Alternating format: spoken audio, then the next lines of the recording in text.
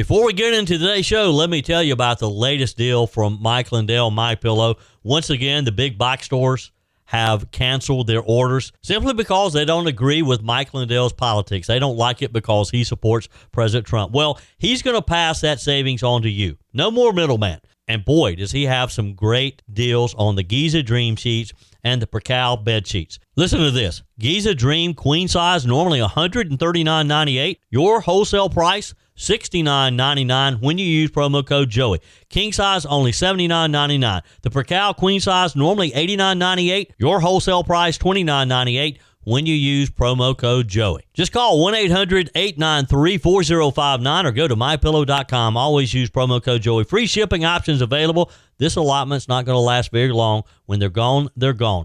mypillow.com, promo code Joey. Thanks for joining me in the PhD Weight Loss and Nutrition Studios. To lose weight for the last time, visit myphdweightloss.com. Welcome and happy Thankful Thursday to you.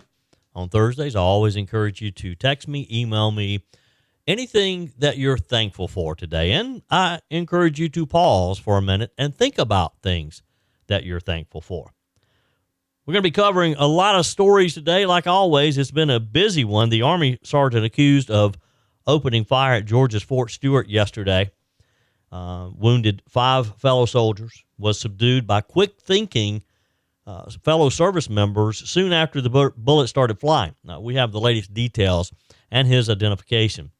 Governor Glenn Youngkin is condemning a Virginia county as being soft on crime when 3 days after walking free from jail, a repeat offender was caught on camera trying to snatch a toddler from her family at a Virginia mall.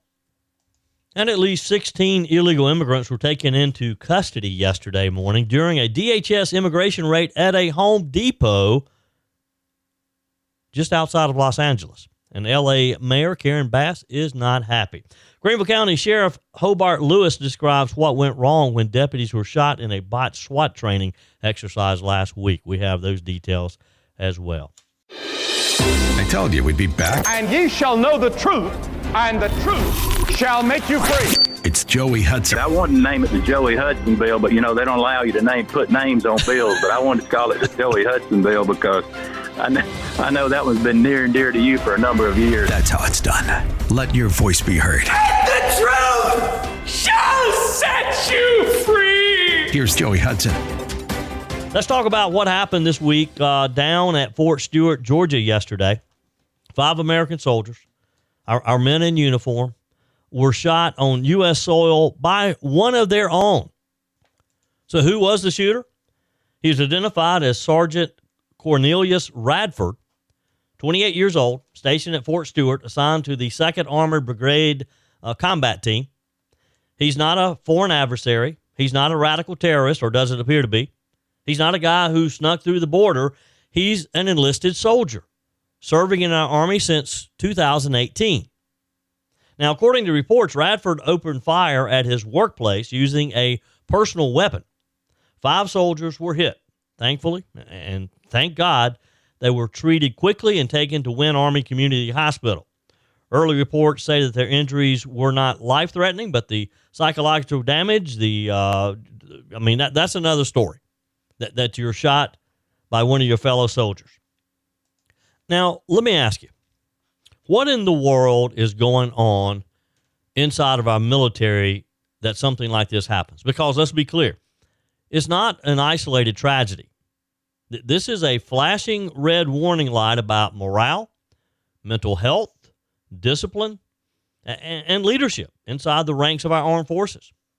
Now, this Radford guy had prior arrests, including one just 3 months ago for DUI and blowing through a traffic light. You know what his excuse was then?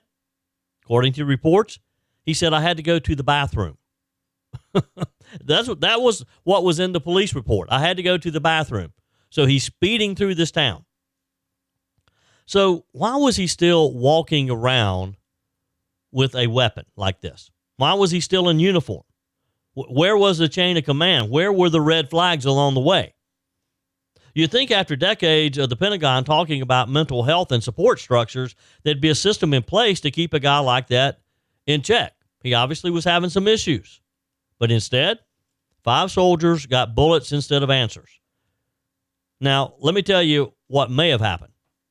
Maybe our military leadership over the last 4 years under Joe Biden and Kamala Harris has been so focused on DEI checkboxes and sensitivity training that they've lost sight of the core mission: readiness, accountability, and creating that cohesive team of soldiers. You don't build the most lethal fighting force on earth by ignoring breakdowns in discipline. You build it by holding the line. You build it by getting serious when your troops show signs of trouble. But right now, we've got soldiers getting shot by fellow soldiers. We've got recruiting numbers in the toilet. We've got bases being used for political theater and leadership that looks more like a corporate HR department than a military command. Now, President Trump is changing that, and we're seeing a very rapid change. And it can't happen too soon. And here's something that should really fire you up. This Radford, this young man, wasn't even a combat veteran. He never deployed, not once. He joined in 2018, and yet we're being told he somehow got pushed to this point. What happened to basic evaluation? What pushed him to this point? What happened that got him to the point that he wanted to I'm assuming he was trying to kill these 5 men, these 5 fellow soldiers. I mean, I don't think you shoot to just a wound, do you? Thank goodness that's all that happened. Thank goodness it appears they're going to survive. I mean, you don't just wake up one day, bring a gun to work, and shoot 5 of your fellow soldiers out of nowhere. Doesn't this kind of thing kind of brew? Aren't there some signs along the way? Were those signs ignored? And let's not forget, a military base is a gun-free zone for the law-abiding. Even though these are trained, disciplined soldiers, they're often not allowed to carry personal firearms on base unless authorized. Meanwhile, this guy walks in with a personal weapon and opens fire. So law-abiding soldiers, I'm assuming, were disarmed. Dangerous soldier with a rap sheet and clear issues, he's still armed. It's a microcosm of what's happening across the country, is it not? We see it in our cities. Criminals with long rap sheets walking free while law-abiding citizens are told to just deal with it. We see it in our schools, discipline replaced with excuses, and now tragically on a military base. So let's be clear here. Our soldiers deserve better. They deserve leadership that takes threats seriously. They deserve an environment where discipline is enforced and red flags aren't ignored. They deserve a system that prioritizes readiness and not the wokeness of the Joe Biden, Kamala Harris administration. And again, we can only hope that that's happening quickly, that the change is taking place under President Donald Trump's leadership. They certainly deserve to be able to go to work without fearing their own battle buddy is going to shoot them. Now, Governor Glenn Youngkin had a moment earlier this week when he called out Fairfax County for letting criminals back on the streets. He said parents should be horrified. Well, he's right, and let me add to that. Every American should be horrified that our soldiers can't even feel safe on a military base, a place that should be among the most secure facilities in the country, right? Am I missing something here? Where's the outrage from the left, from the Democrats? Where's the press conference? Where's the accountability? It's probably buried under red tape and political cowardice. So here's what needs to happen, and I think we're going to see this. I mean, I don't want to be too down on the military because I do think that President Trump and Pete Hegseth are making some great strides in turning this ship around. Look, it's only been 6 months. Joe Biden and Kamala Harris had 4 years to introduce DEI and the wokeness into our military. It's going to take President Trump a little while to untangle this. I understand that. But Fort Stewart and every other base needs to be serious about internal security. If there's a known risk, act on it. No more excuses. Congress should demand an immediate investigation into the handling of Radford's prior arrest and psychological history. Again, I don't think this has happened overnight. It had to be brewing, right? And maybe it's time for military leadership to stop playing culture games and start getting back to basics. Again, discipline, safety, and be mission focused. This tragedy didn't happen in a vacuum. It's the result of a broken culture inside the institution that's supposed to be protecting you and me. To the 5 soldiers who were wounded, let's pray for them. Pray for their full recovery. These men stepped up to serve our country, and they were betrayed by someone who was supposed to be on their team. That's inexcusable. To the families, we hear you. We see you. We're going to keep calling this out until someone in command finally gets it, and I think he's there. Again, I think President Donald Trump understands that there are some issues in our military that Joe Biden and Kamala Harris allowed to take place under their DEI woke command. Because if we can't protect our troops on their own soil, how are we going to trust the Pentagon to protect us from enemies abroad, and that these men and women are ready and able to protect us? Again, am I missing something here? Love for some of my military listeners to chime in here. Text me, email me, joey@joeyhudson.com. Better yet, leave me a quick message on the MyPillow message line, 864-477-JOEY, 864-477-5639. This is not something that we just need to just overlook, right? We need to, as Kamala Harris loved to say, get to the root of the issue, get to the root of the problem. And I think the root of the problem is that we still have DEI and wokeness in our military, and it's time that we clean that up.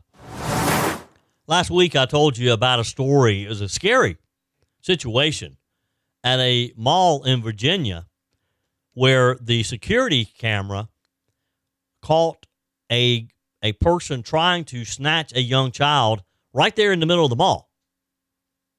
Well, that story continues out of Fairfax County, Virginia, where every parent in America needs to listen to this.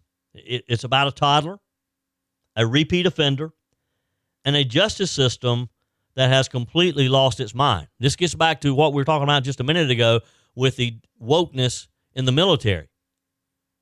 Last month at a shopping mall, a place, again, where families go to enjoy a little time together, shop. In a lot of cases, you go to the food court and you have dinner.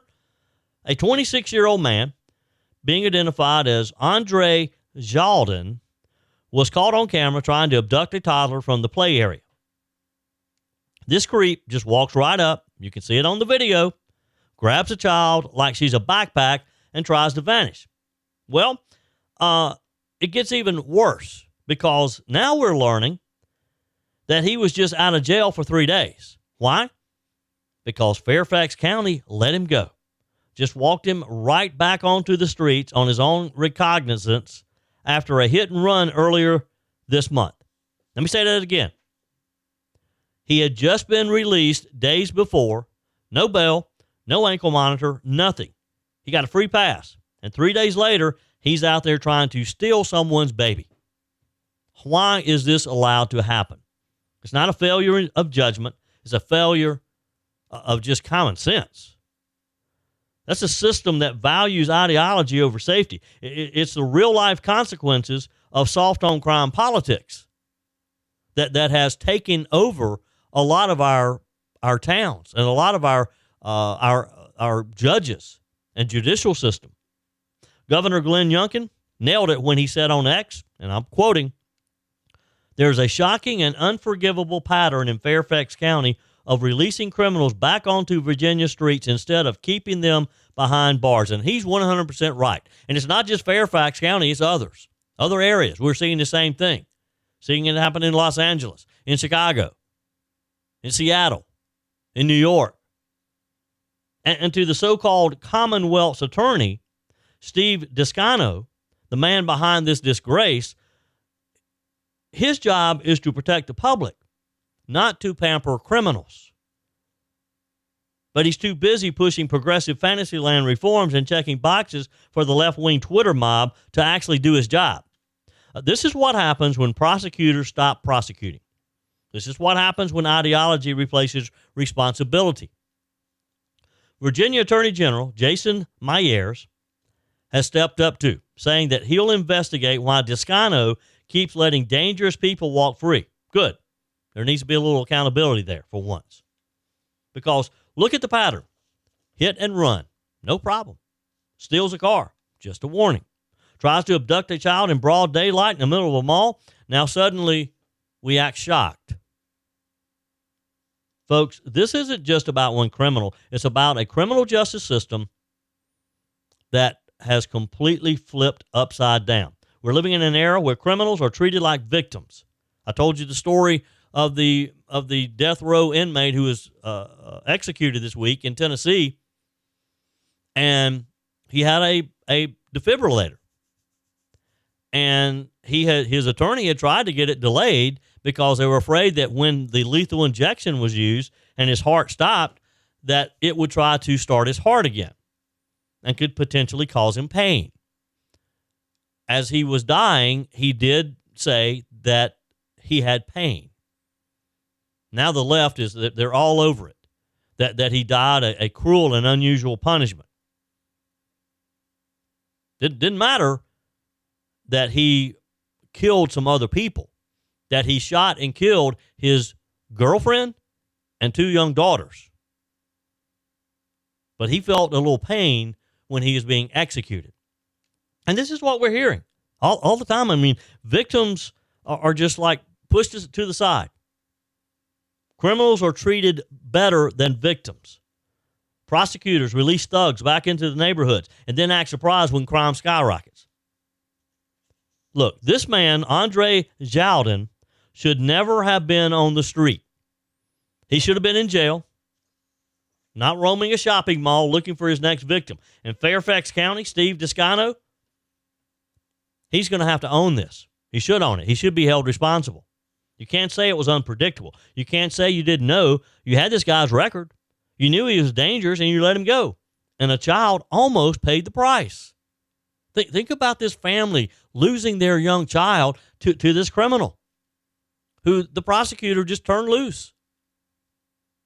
So let me ask the parents listening right now and grandparents, anyone with a young child in your family.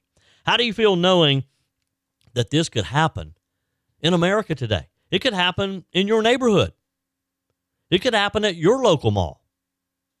You go to the mall, grab a coffee, sit down while your kids play, and then boom, some man snatches your child while you look the other way for 2 seconds.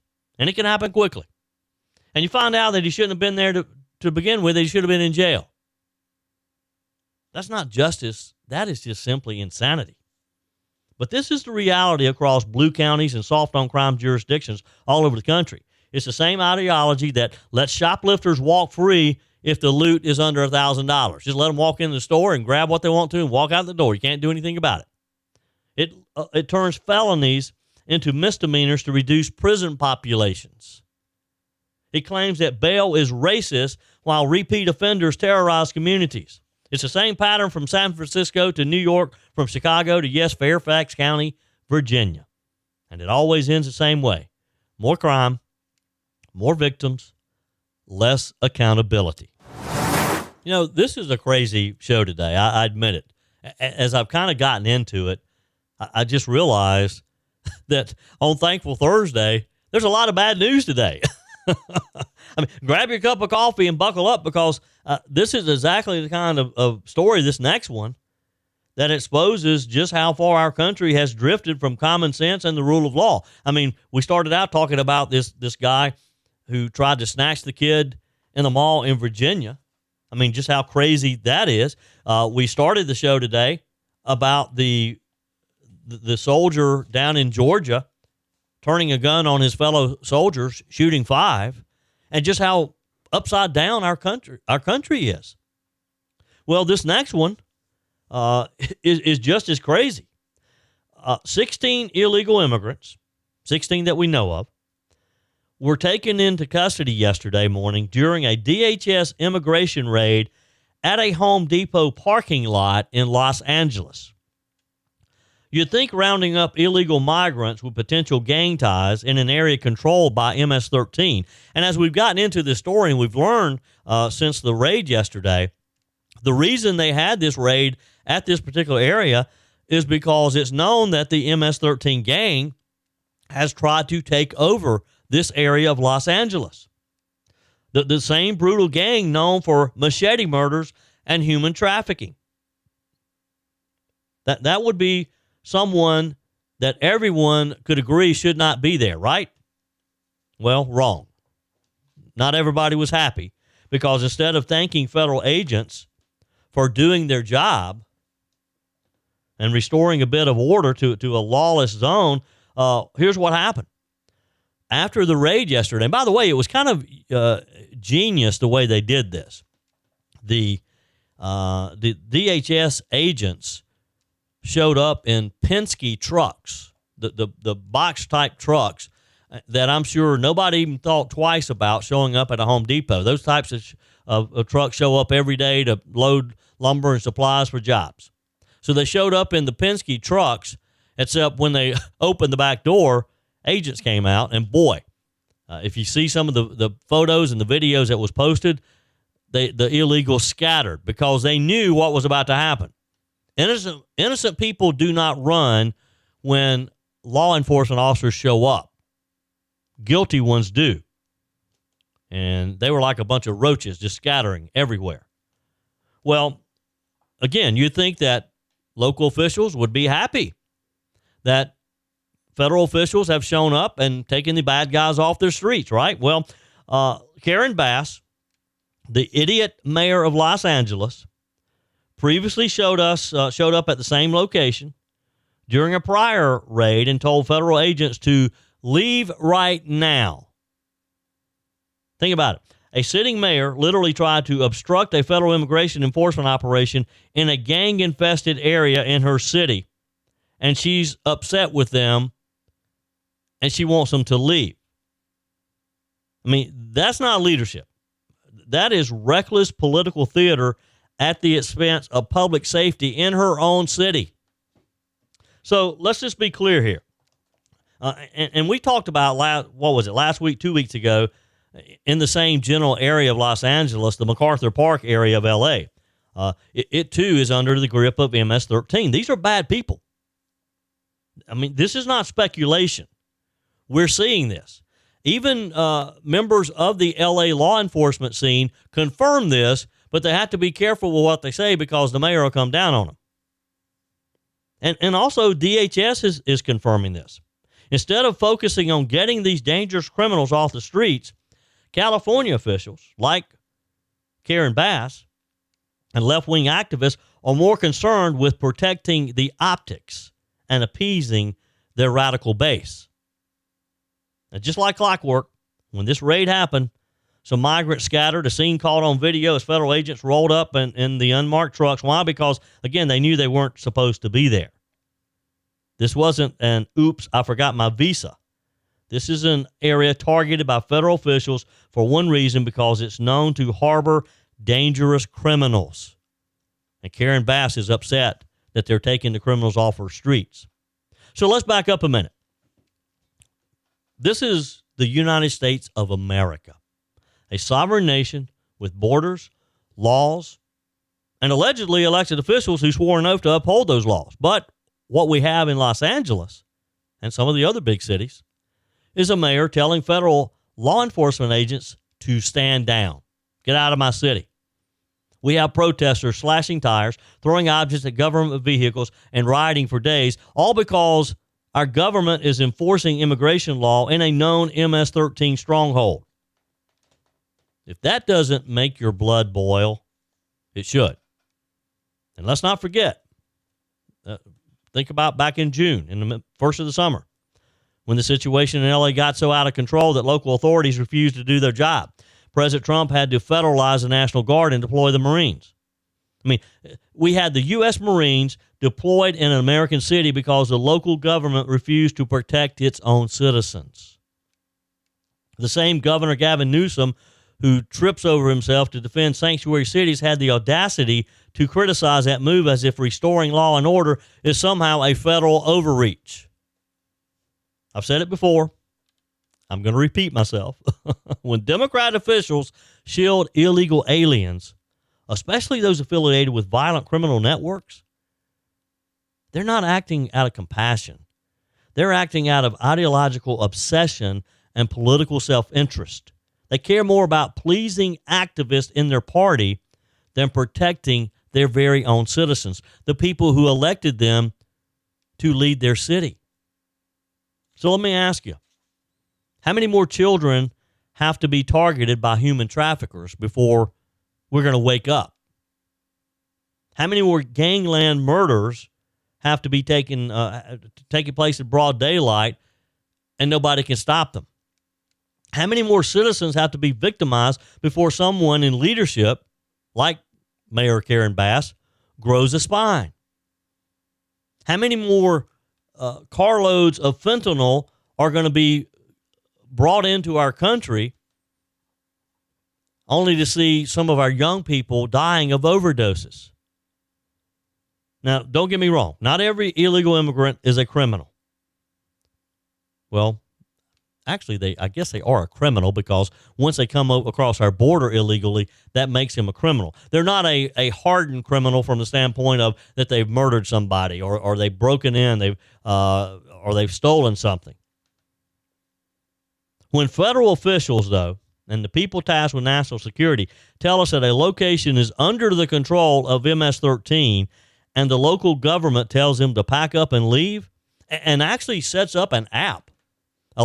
You have a group setting up an app that warns them ahead of time. Kind of like, what's that traffic app, Wise, that you can have alerts and it'll tell you if there's a traffic stop or if there's a speed trap ahead of you. Same thing. An app that warns illegals that there's law enforcement in the area. And they think it's okay. Some of these local officials, like Karen Bass and Governor Gavin Newsom, they think it's okay. You want to know, though, what this should look like if Karen Bass really wanted to do what's best for the people of Los Angeles? It's what DHS did yesterday morning. They quietly, focused, and went about their job, went about their duty. There was no grandstanding, no press conferences. They just showed up in an area known to be gang infested. And they did their job. 16 people taken off the streets, potentially saving who knows how many lives down the road. You'll never know what some of those gang members could have done. That's how it should be. But instead, we've got elected officials actively interfering with enforcement. And worse yet, a mainstream media that acts like any effort to restore law and order is some sort of fascist power grab. And they want to make the people who want to enforce the law, they want to make Donald Trump the bad guy because he simply has closed our borders. And he's deporting the bad guys. Here's a thought. If California's officials don't want to enforce federal immigration law, maybe they shouldn't receive federal funding. Not an original idea. President Trump's already threatened that. You don't get to be a sanctuary city and a federal handout recipient at the same time. That's not how this should work. And I really do hope that rather than threatening to withhold federal dollars, that the Trump administration will make some examples out of some of these areas. And why not start with Los Angeles, right? I mean, truly withhold their federal dollars until they start supporting federal law enforcement officers to round up these illegals, these illegal criminals, and get them out of our country. Lawlessness is not compassion.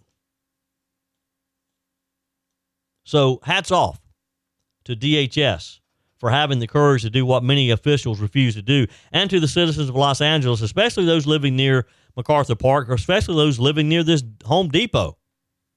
I'm told that the Home Depot continued business as normal. The employees just got back to work. Bit of excitement there for a minute, but they went back to work. What am I missing here? Text me, email me, joeyhudson.com. Leave me a quick message on the MyPillow message line. Always use promo code Joey when you go to mypillow.com or call 800-893-4059. Take advantage of Mike Lindell's special offer right now. The classic MyPillow, only $19.98. You can get a queen size for $24.98 and a king size for $29.98. Always use promo code Joey to get these great prices at mypillow.com. Your comments are welcome on the Furman Ford text line, 864-477-JOEY. That's 864-477-5639. Emails always welcome, Joey at joeyhudson.com. Speaking of the Furman Ford text line, it's never been more important to support locally run businesses owned by people who actually live here in the upstate. Let me take a minute to talk with you about our friends at Furman Ford. If you're looking for a new vehicle, maybe a great pre-owned vehicle, one you can trust, or maybe you're looking to order that special vehicle. Either way, if you want a new one, a brand new one, or a pre-owned that you can trust, the folks at Furman Ford, they're there to help you. Their name is on the sign because their name is on the line, because every single transaction is important to them. Jim Furman, Matthew Furman. They do business the right way. When you stop by, when you give them a call, or maybe when you just send them a quick email, you're always going to have access to a member of the Furman Ford family. And by the way, they also offer great service, and you're not going to have to wait weeks and weeks to get it done. And you do not have had to purchase your vehicle at Furman Ford. Doesn't even have to be a Ford. They service all makes and models. Visit my friends at Furman Ford online at furmanford.com, furmanford.com. Multiple breakdowns in safety protocol and the way ammunition was handled led to the shooting and severe injury of 2 deputies in Greenville County last week.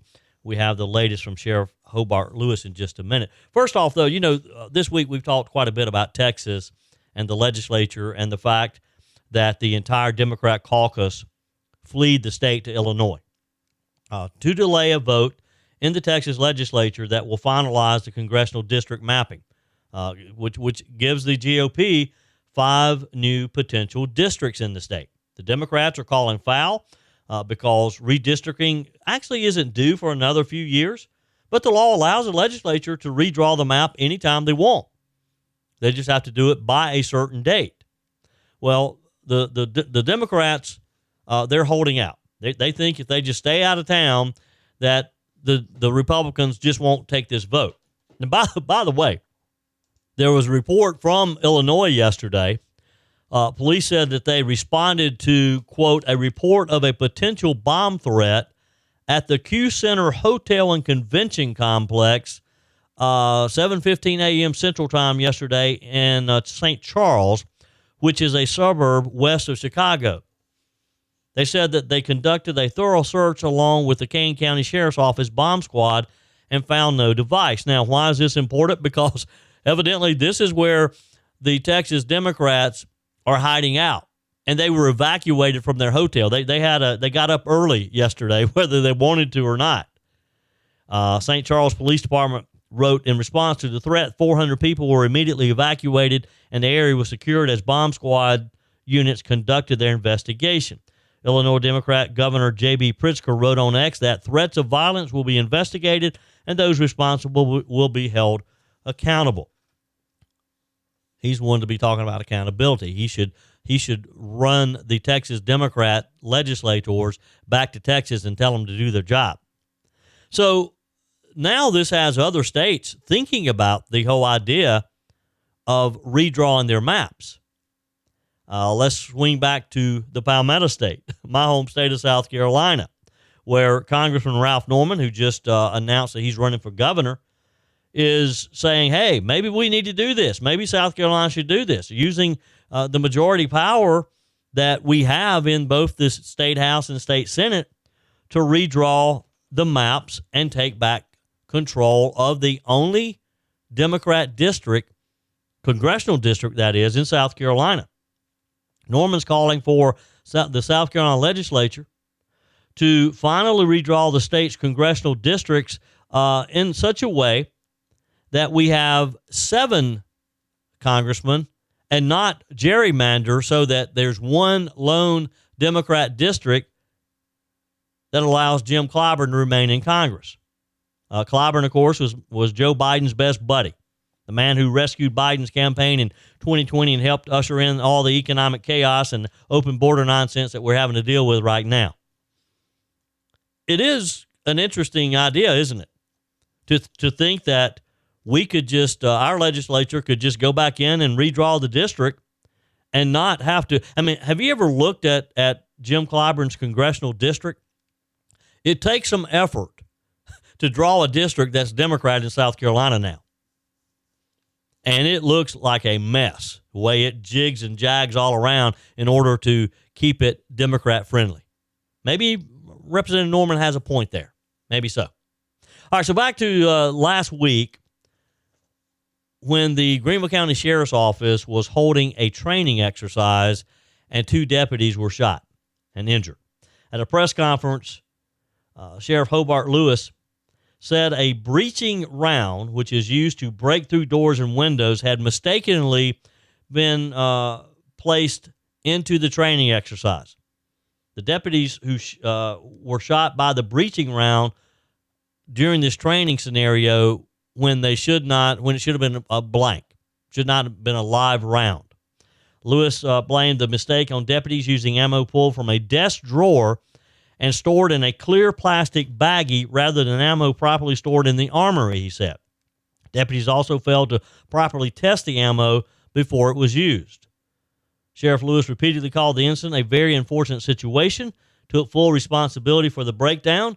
When asked, what you can do to keep this from happening again and what his response was when he learned about it, here's the sheriff. I mean, what can you do? You got 2 deputies in the hospital. Let's get to the bottom of it. I think my immediate reaction was, let's figure out how this happened and make sure it doesn't happen again.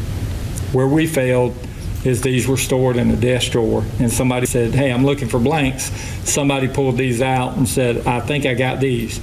We went outside and test fired them, not like we would normally do.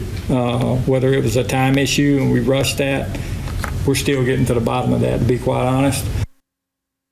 Sheriff Lewis says they're still looking into it and said, hey, there's not an excuse. The deputy's injuries were severe, he said. One who required surgery and nearly died after an artery was severed by the breaching round. Both have now been released from the hospital and are expected to make a full recovery, according to the sheriff. So far, no criminal charges have been filed, and the sheriff said they most likely will not be filed. He said he expects disciplinary action to be taken. It's not yet clear what action could look like or who would be punished. Lewis also said the sheriff's office is reviewing its safety policies and making changes. He said the sheriff's office will not, however, ask an outside group to review its policies. Lewis said the department has qualified personnel to do that in-house. During the news conference, he said, we commit to full transparency and to correcting the failures that led to this. The July 29th exercise, again, was part of a routine biweekly training that's conducted with the SWAT team. It was held at a vacant building along Wadehampton High School in Greenville. Sheriff Lewis said deputies were clearing rooms at the vacant building as part of a role-playing exercise when they encountered deputies acting as suspects. As instructed, one of the suspects, armed with a 12-gauge shotgun, fired at the deputies. It quickly became apparent that the round fired was not a blank, however. One deputy was struck in the groin area while the other was hit in the side. Emergency personnel quickly performed life-saving measures, they said. And again, just a blessing from God that these 2 men are going to be okay. According to the sheriff, normally ammunition is required to be stored in the armory at the sheriff's office. It's supposed to be clearly labeled, and live rounds and training rounds are stored separately. In this case, deputies used ammunition pulled from a desk drawer in an unlabeled plastic bag, like a sandwich baggie, he said.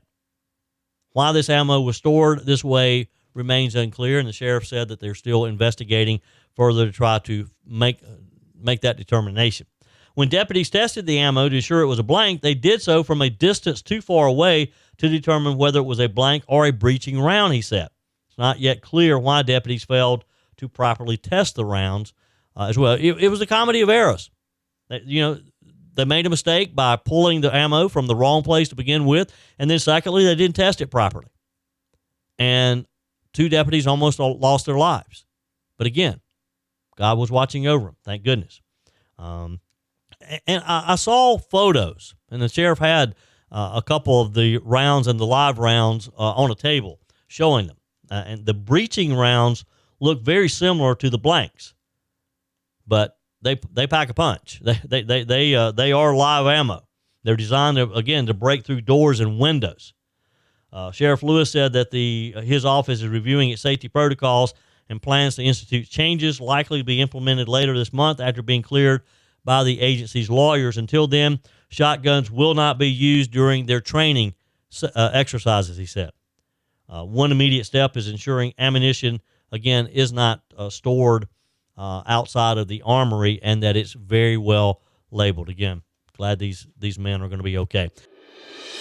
That's it for today's edition of Just the Truth. Thanks for joining me in the PhD Weight Loss Studios. To lose weight for the last time, visit myphdweightloss.com. If you haven't joined my mailing list yet, visit my website, joeyhudson.com. Click on the Connect with Joey button so that you can receive our emails and the most up-to-date news. Also, join me on my YouTube channel. Be sure and like, comment, and subscribe. Just search for Joey Hudson. As always, thanks for spending a few minutes of your day with me. Do me a favor and forward this episode to a few friends. Just click on the share button and send to your contacts. We need to build an army of conservatives to win our country back, and we can do that by continuing to share the truth with our friends and family. Keep those comments coming via the Furman Ford text line 864-477-JOEY. Email to joey@joeyhudson.com, and I love your messages on the MyPillow message line. Again, that's 864-477-JOEY, 864-477-5639. Be sure and take advantage of the MyPillow special, just $14.88 on the standard MyPillows when you use promo code Joey. Order online at mypillow.com or call 800-893-4053. We're back again tomorrow and hope you'll plan to join us. Until then, remember, God's got this. He's still in control.